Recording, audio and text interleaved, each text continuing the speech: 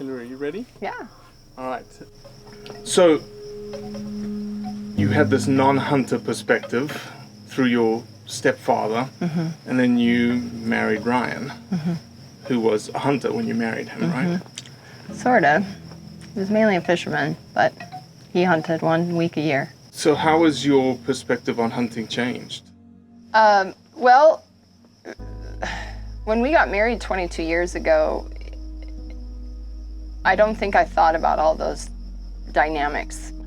My preconceptions of hunting when I got married were sort of, I put them in the back of my mind when I met Ryan, because he had a charisma and a quietness and there was a spirituality about him that was hard to ignore. My preconceived idea of hunting and the stereotype that I was raised with, it really put a lot of prejudices on him from me, and it created a lot of stress in our relationship, because I couldn't quite, even though he was not hurting anybody, he was a healthier person for it. He was, I just felt always like he was being sort of selfish and not really understanding, like, how can you just kill an animal just to kill an animal, even though these animals were feeding us, which is always the difficult part when you think about it, because otherwise I'd be buying a cow or a chicken or a lamb or something that was killed by somebody else at the store. So how can I have such a problem with him actually providing this meat for us?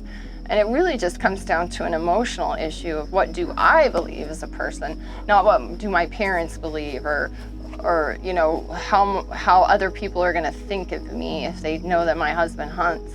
It really came down to how do I emotionally, truthfully feel about what he does, and do I think it's bad? And when I asked myself that, literally, like more than a decade into our marriage, this was not an overnight thing. It took years and years and years for him and I to come to this place where we are now. And I had to ask myself, like, what is this that I hate so much about it? And I realized that it was partly ingrained in me, just from the way we're raised. There's definitely nature and nurture, and the environments in which you live in and you're exposed to, and the things that you're told, and the things that you see. I mean, I lived in an area where people drove around with their deer on the front of their truck, and there wasn't a whole lot of respect shown to animals. And so I could understand that, but at the same time, I was happy to have that nutritious food, and I was happy that every single time we had a meal, my husband knew exactly where that food came from. He had a story, and in truth, if you want to get down to respect, is how awesome is it that you can be taking the life of an animal, and yet every time you eat it, you are ingesting their life, and it's like a profound respect that you have, and the story means everything.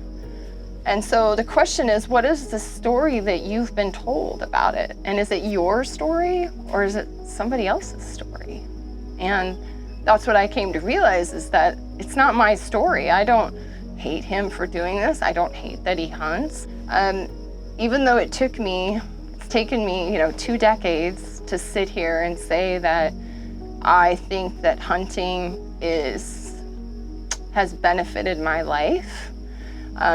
I would want you or anybody else that was listening to this and has a preconceived notion about who a hunter is to really ask yourself, is there a reason that you have a prejudice about this? Is there something that's stopping you from knowing a hunter, listening to their story? And I think that we can change the stereotype. Unfortunately, there'll always be people that will live out the stereotype. And but what I've experienced in this community is a community of very health-minded people who love nature and love animals more than any person that's a non-hunter that I know. Conservation and the money put in and the respect put in, and it's it's just, it's inspiring to be around that. And so as a non-hunter, I think that I've really benefited from having somebody in my life that wants to, that can do that can provide healthy meat for us and provide a story for us that can't really get with other food. My name is Dr. Hilary Lampers. I'm a non-hunter, and I appreciate the benefits that hunting brings to my family's health.